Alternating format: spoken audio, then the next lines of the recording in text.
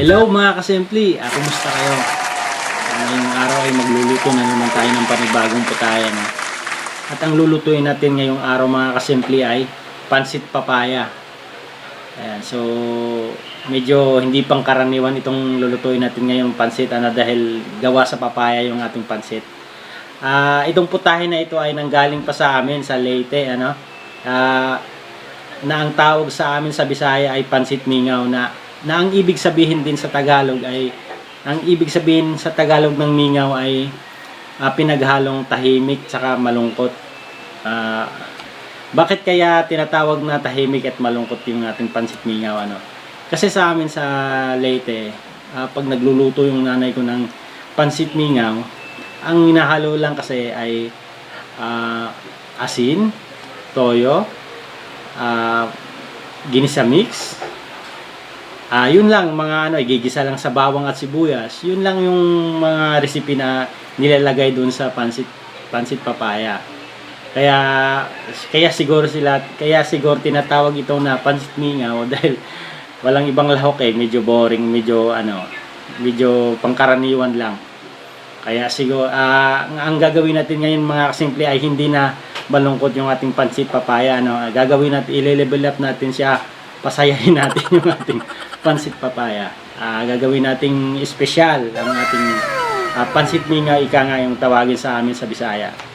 Ayan mga kasimple, so bago po natin umpisahan ang pagluluto ay kung bago ka pa lang po sa aking channel ay huwag niyo po sanang kalimutan mag-like, subscribe, i-hit mo na rin ang notification bell para lagi po kayong updated sa mga bago kong video.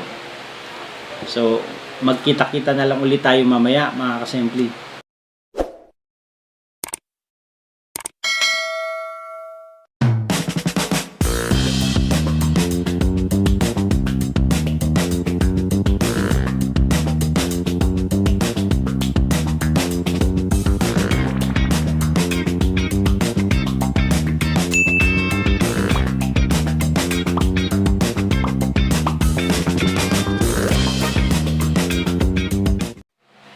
So, ayan mga kasimple. So, ito lahat ng mga sangkap sa lulutuin nating pansit papaya.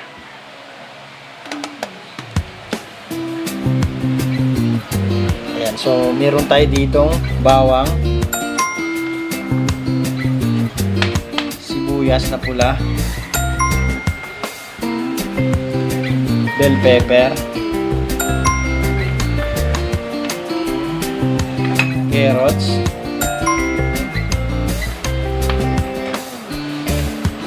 Baguio beans,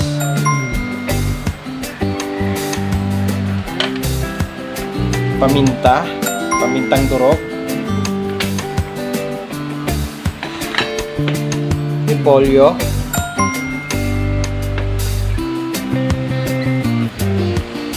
oyster sauce, soy sauce,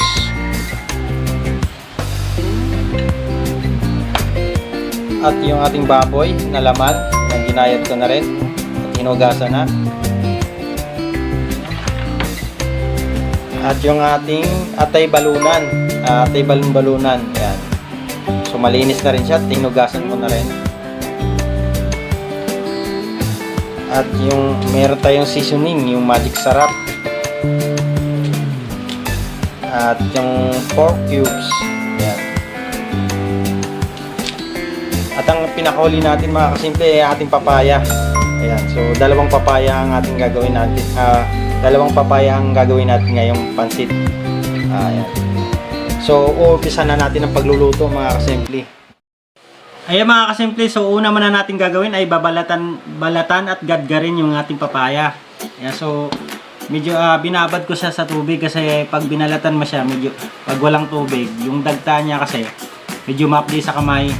Ayan, kaya tips lang, pagka nagbabalat kayo ng papaya, kailangan nakababad mo na siya sa tubig para yung dagta niya hindi didiretso sa kamay mo.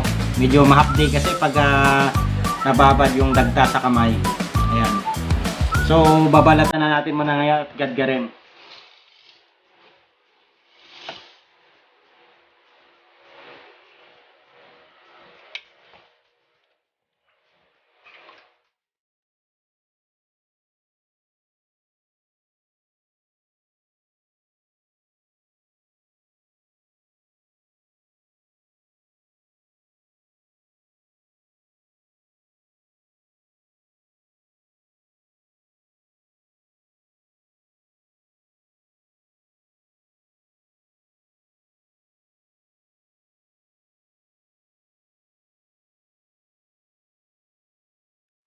Ayan mga kasimple, so nabalatan na natin. Hahatiin natin sa apat yung isang piraso.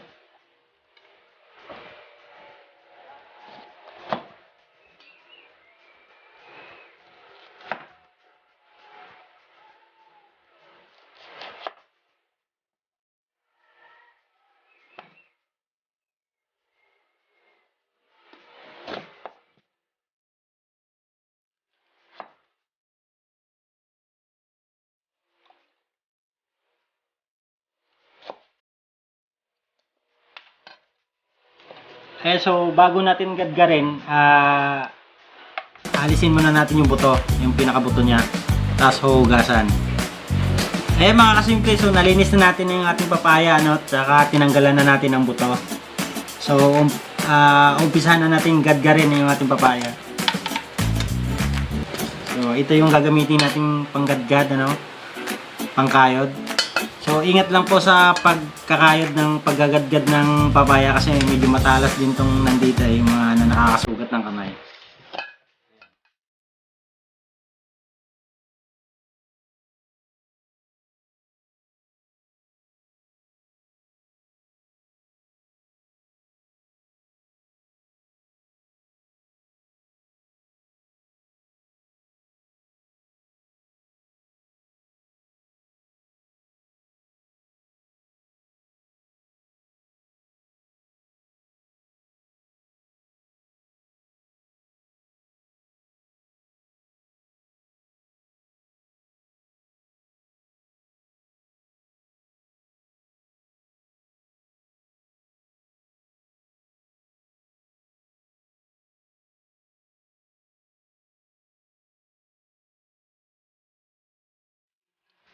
Mga kasimple, so nagadgad na natin yung ating papaya. Ang susunod natin gagawin ngayon ay pipigaan muna natin yung ating papaya para hindi magtubig at hindi madaling madurog pag iniluto na natin mamaya. At saka para maalis yung dagta niya.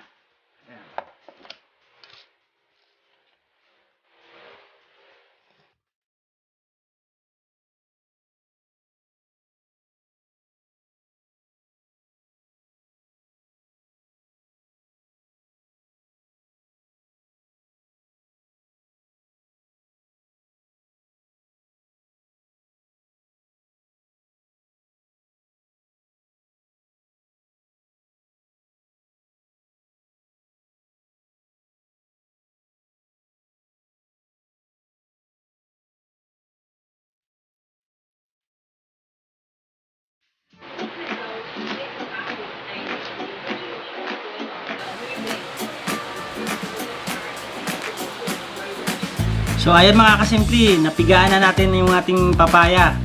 Ayan, so tingnan nyo, para na talaga siyang pansit. Ayan. So lulutuin na natin ngayon.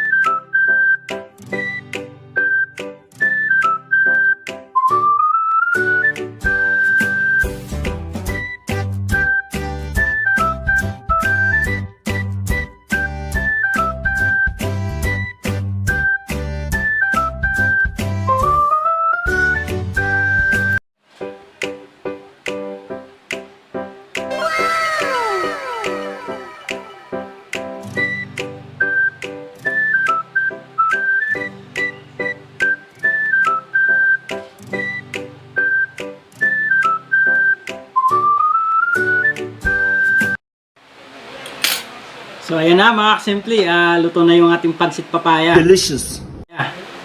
Ayan. At saka napakabango pa mga kasimple at healthy kasi papaya yung ginamit natin. So titikman na natin ngayon.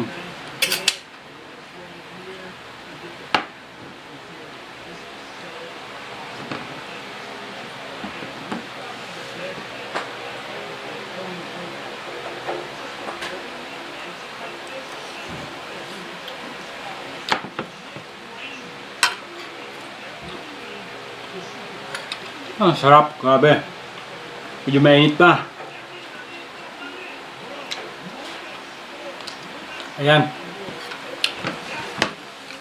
So, ayan mga kasimple, hanggang dito na lang muna yung aking video at maraming salamat po sa panonood. At sana kahit paano po ay may natutunan na naman po kayo at may idadagdag na naman kayong ibang putahe sa iluluto nyo sa bahay. Ayan. So, mag-ingat po kayo palagi and God bless.